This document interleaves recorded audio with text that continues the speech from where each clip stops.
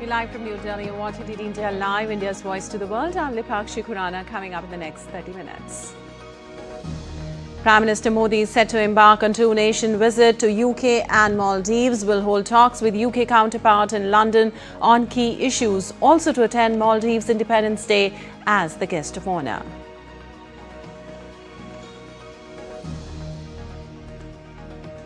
India extends medical assistance to Bangladesh to send a team of burn specialist doctors and nurses to treat the Dhaka jet crash victims.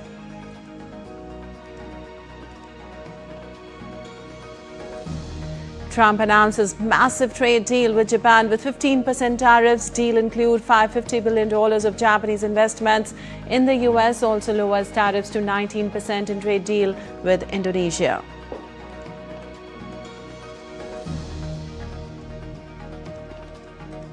In cricket, India to take on England in a do-or-die fourth test at Old Trafford to level the series.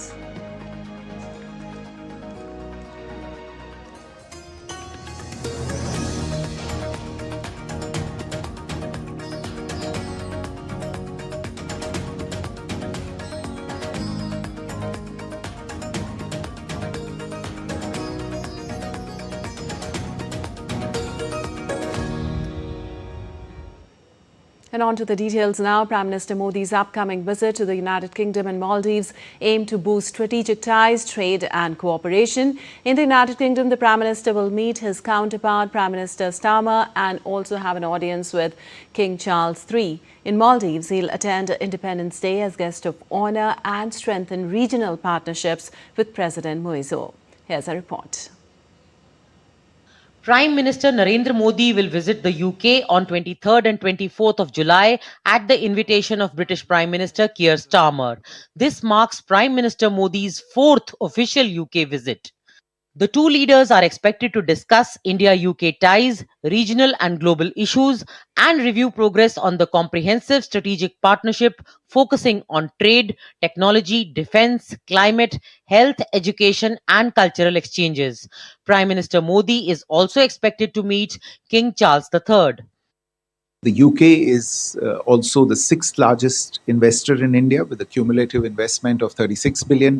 And interestingly, India itself is a large source of foreign direct investment in the UK with a cumulative investment of close to $20 billion. There are close to 1,000 Indian companies in the UK that provide employment to nearly 100,000 people. After United Kingdom, Prime Minister Narendra Modi will visit Maldives on 25th and 26th of July at the invitation of President Mohammad Muizu. This is Prime Minister Modi's third visit to Maldives and the first by a foreign leader during Muizu's presidency. Prime Minister Modi will be the guest of honor at Maldives' 60th Independence Day on 26th of July. He will meet President Muizu to discuss key issues and review the progress on the India-Maldives economic and maritime security partnership. India is one of the largest trading partners of the Maldives. Both countries are in discussions to negotiate a free trade agreement and an investment treaty as well.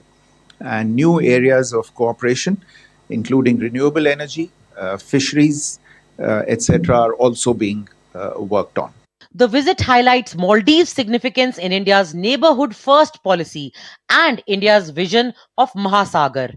In essence, both visits aim to strengthen strategic partnerships, celebrate key national milestones, and reinforce India's diplomatic priorities in Europe and the Indian Ocean region.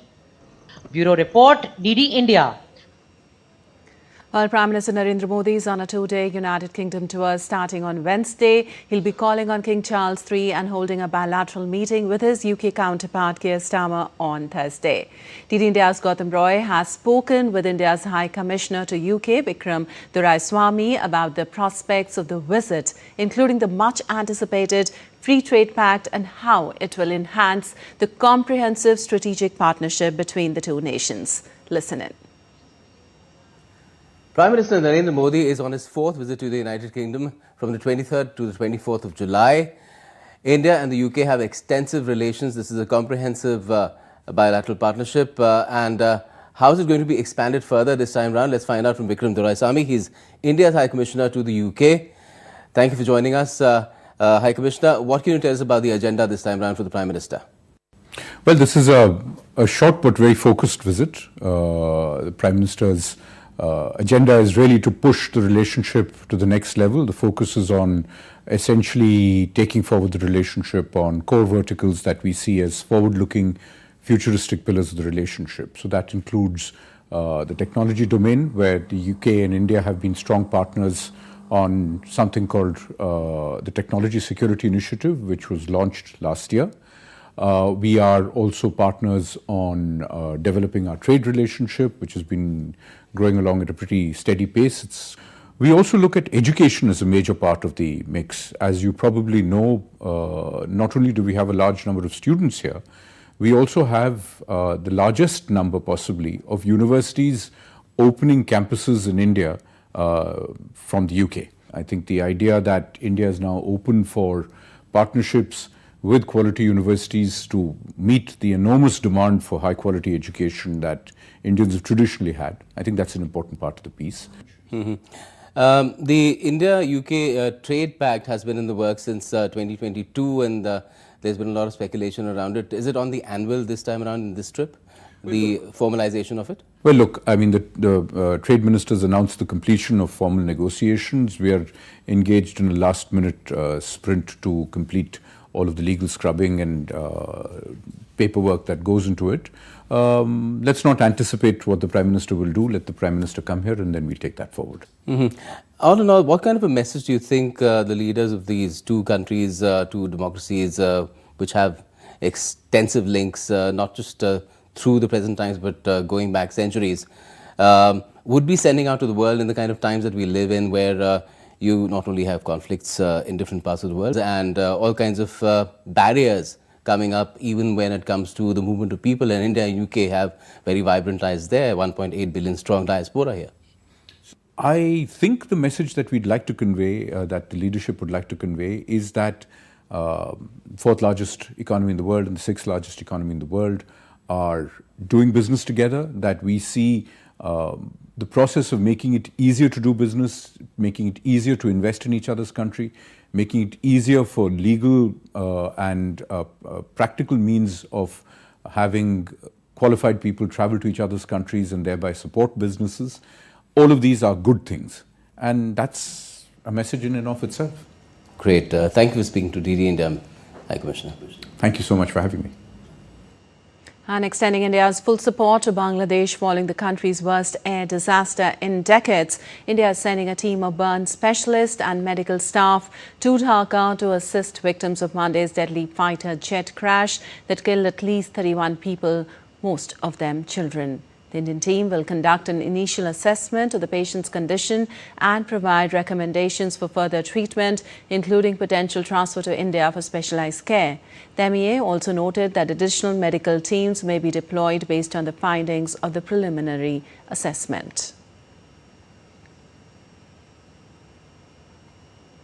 The fatal crash occurred on Monday when an F-7 BGI training jet of the Bangladesh Air Force plummeted into the Milestone School and College campus in the capital's Diabari locality during a routine sortie. The impact triggered a massive fire and scenes of widespread panic, with terrified students and staff fleeing for safety.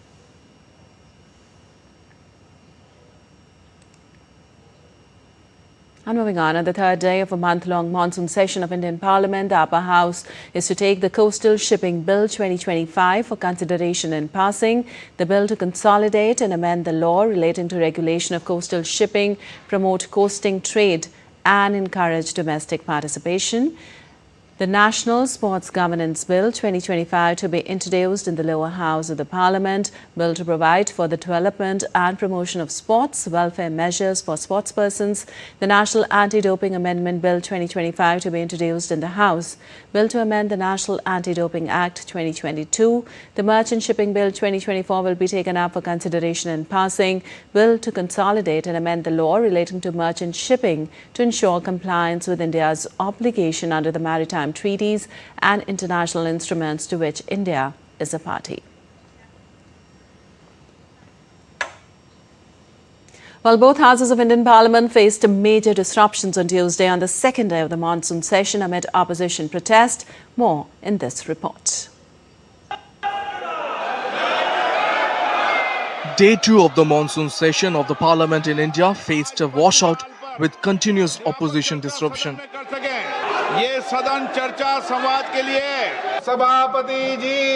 The Parliament convened at 11 a.m. local time on Tuesday morning after facing repeated disruption on Monday.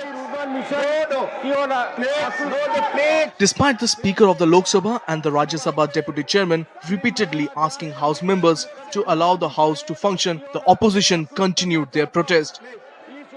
The Parliamentary Affairs Minister Kiran Rijiju also requested members to allow the House to function. He also said that the government had agreed to the demand of the opposition, but despite that, they are not allowing the House to function.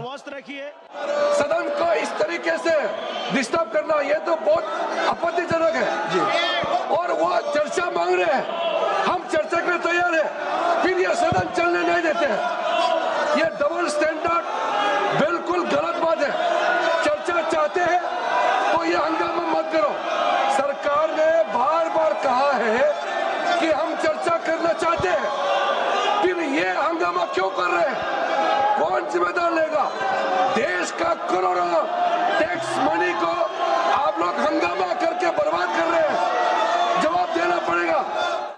Following repeated protests, both the houses of the parliament were adjourned at 2 p.m. local time for the day. 7 pending bills have been listed for consideration and passing, while 8 new bills have been listed for the introduction, consideration and passing. These are the Manipur Goods and Service Tax Amendment Bill and the Taxation Law Amendment Bill. The monsoon session will comprise a total of 21 sittings spread over 32 days and will conclude on August 21st. With inputs from Dibendu Mandal, Bureau Report, DD India. Well, in a big boost to India's battlefield supremacy, the Indian Army inducted the first batch of 3 AH-64E Apache attack helicopters, marking a historic leap in the firepower of the Army Aviation Corps. The induction of Apaches comes days after high-level defense talks between Indian Defense Minister Rajnath Singh and US Secretary of Defense Pete Hegseth. The arrival of 3 advanced Apache Guardians, out of a total of 6 ordered, marks the beginning of a new era of precision strike capabilities and tactical dominance for the Indian Army.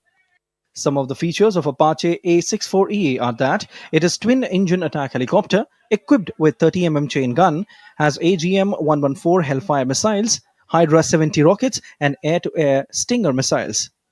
These Apaches will be deployed primarily along the western border, significantly boosting India's offensive and defensive posture against cross-border threats. Integrated into the Army's modernization push, the helicopters will operate alongside HAL's Rudra and Dhruv platforms, giving the Army Aviation Corps a formidable triad of mobility, firepower, and adaptability. The induction of Apaches comes days after high-level defense talks between Indian Defense Minister Rajnath Singh and US Secretary of Defense Pete Hegseth. On July 1st, the two leaders reaffirmed India's right to deter cross-border terror threats and reviewed progress on major US defense deals, including the Apache program. The Apache AH-64E, also called the Guardian, is not just an attack helicopter. It's an airborne command post, a hunter-killer system, and a deterrent all rolled into one.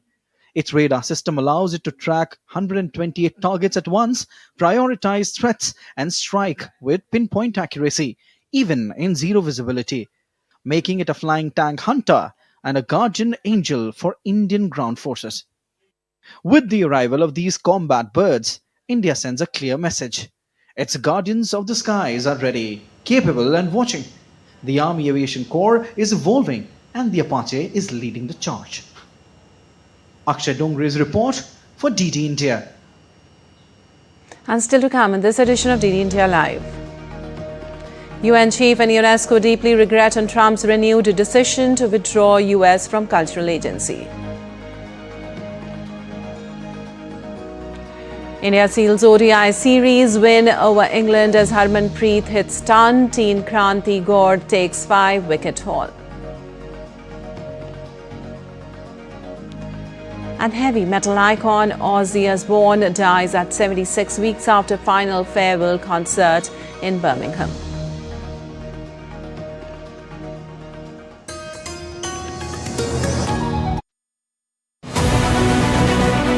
This week on Defense Dynamics, India flexes its missile muscle. 3 major test firings in just 24 hours. What's the message? Apache helicopters roar into Jodhpur, India's strike power on the Western Front. Neoma airfield in Ladakh to get commissioned soon. Why it is being called India's strategic launchpad in the Himalayas. And sectarian clashes erupt in Syria. What's fueling the Druze Bedouin conflict? Catch it all this Wednesday at 8 p.m. IST only on DD India.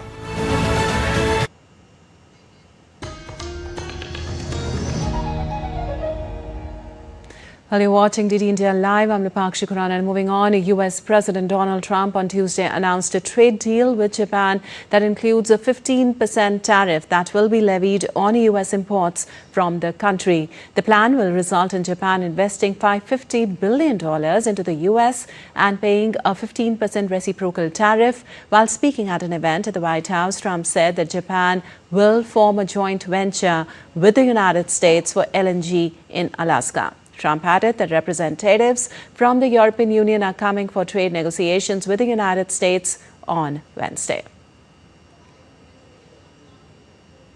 I just signed the largest trade deal in history, I think maybe the largest deal in history with Japan. And that was done with Japan. They had their top people here, and we worked on it long and hard, and it's a great deal for everybody. And I said to the Japanese trade representatives, and these were the top people, we concluded the one deal, Doug, and now we're going to conclude another one because they're forming a joint venture with us in Alaska, as you know, for the LNG.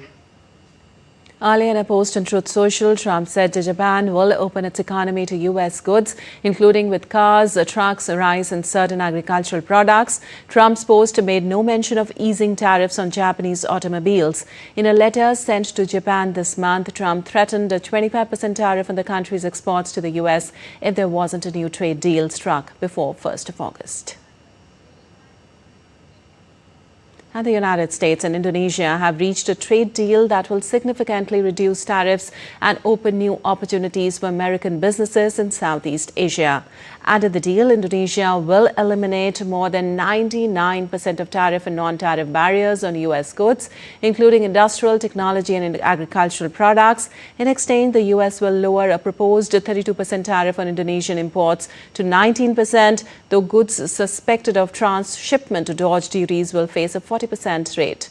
The agreement also secures broader market access for American companies. Indonesia will remove export restrictions on key critical minerals like nickel, copper and cobalt. Additionally, Indonesia has agreed to drop plans for tariffs on cross-border data flows and will support the World Trade Organization's moratorium on e-commerce duties. And U.S. President Trump also announced a trade deal with the Philippines. Earlier, Philippine President Ferdinand Marcos Jr. met Trump in the White House. Marcos is the first Southeast Asian leader to meet Trump in his second term. Trump has already struck trade deals with Vietnam and Indonesia, but had been driving tough bargains in talks, even with close allies. Washington needs to keep outside in its strategic rivalry with China. And ahead of negotiations with Russia this week, Ukrainian President Volodymyr Zelensky on Tuesday said that securing a ceasefire and the release of prisoners remain top priorities. In fact, peace talks between Ukraine and Russia, the first in 7 weeks, are planned to start on Wednesday in Turkey. Zelensky also said Ukraine and its partners were working to organize a leaders' peace summit and secure the return of civilians and children detained by Russia. Well, over the past 5 months, Ukraine and Russia have held 2 rounds of talks in Istanbul and agreed to swap prisoners, but made no breakthroughs in ending the conflict. Переговорною командою Рустем Умєров очолив делегацію на наступну зустріч з російською стороною. Ми узгодили, що саме має бути аджендою зустрічі, які теми ключові для України. Звільнення наших людей з російського полону має продовжуватись. І зараз, саме зараз, вже почались необхідні процедури для нового обміну. Ми завтра чекаємо наших людей. І я дуже сподіваюся, що завтра все нам вдасться. Ми стараємось, зокрема, завдяки нашим партнерам, міжнародним посередникам, стараємось забезпечити звільнення також цивільних заручників і повернення наших дітей, які були викрадені Росією. Meanwhile, U.S. Energy Secretary Chris Wright stated that imposing sanctions on Russian oil is a strong possibility as a means to help end the conflict in Ukraine. Earlier this month, U.S. President Donald Trump warned that Washington might impose 100% tariffs on purchasers of Russian oil and introduce additional sanctions if Moscow fails to agree to a significant peace deal with Ukraine by early September.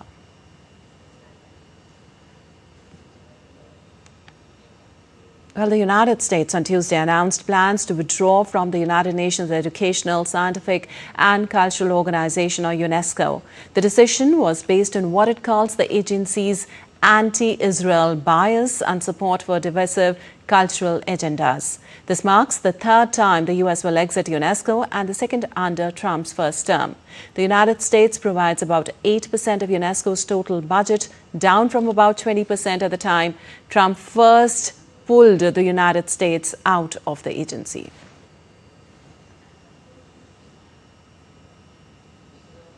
And moving on, a spokesperson for United Nations Secretary General Antonio Guterres, Stephen Dujarric, said on Tuesday that the UN chief deeply regretted the decision by President Donald Trump to withdraw the United States from UNESCO. Dujarric also conveyed the statement from UNESCO Director General Audrey Azoulay during a UN noon briefing. Dujarric said, in the past years, UNESCO stepped up efforts to take action wherever the agency's mission could contribute to peace. Most of you must have seen this morning that in a statement issued by Audrey Azoulay, the Director General of UNESCO, she said she deeply regretted the decision of the United States to withdraw once again from the organization she leads. She added that in the past years, UNESCO has stepped up efforts to take action wherever the agency's mission could contribute to peace. And of course, the Secretary General joins her in deeply regretting the decision by the United States. And the head of the UN Cultural Agency, UNESCO, also regretted the U.S. decision to withdraw from the organization. UNESCO Director General Audrey Azoulay, in a statement, said the decision contradicts the fundamental principles of multilateralism. The statement further reads that this announcement was anticipated and UNESCO has prepared for it. And Ozzy Osbourne, the legendary frontman of heavy metal group Black Sabbath, died on Tuesday at the age of 76, just weeks after he gave an epic farewell concert. The hell-raising singer, who was diagnosed with Parkinson's disease in 2019, passed away just over a fortnight after playing a final gig before a sold-out crowd in his home city of Birmingham, England. Osbourne was instrumental in pioneering heavy metal, an offshoot of hard rock, as Black Sabbath enjoyed huge commercial success in the 1970s and 80s after forming in Birmingham in 1968.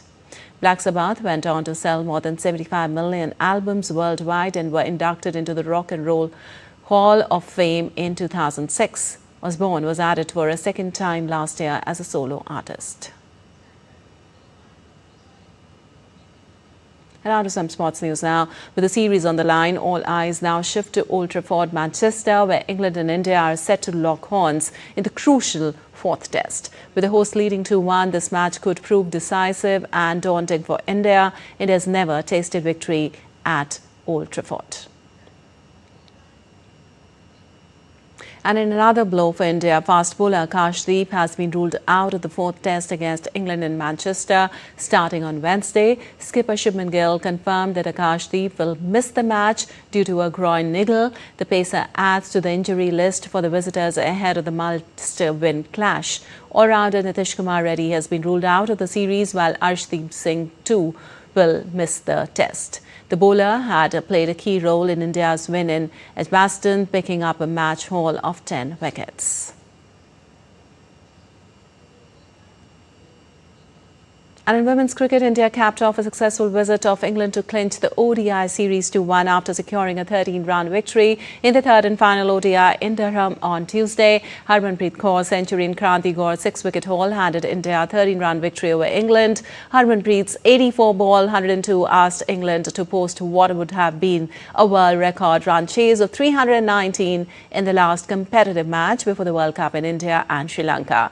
At just 18 years, Kranti Gaur became the second youngest Indian to take a 6-wicket haul in women ODIs, matching Deepti Sharma's age when she accomplished the same feat. All right, that's all for this edition of DD India Live. But let us know your thoughts on the news of the day. For those on the go, you can get all the latest news and updates from India and across the world on the DD India mobile app. The app is available on both Android and iOS platforms. Scan the QR code on the screen to download now. We'll be back with more news as it breaks here on DD India. I'm Lipakshi Khurana from all of us here in Delhi. Thanks for watching DD India Live.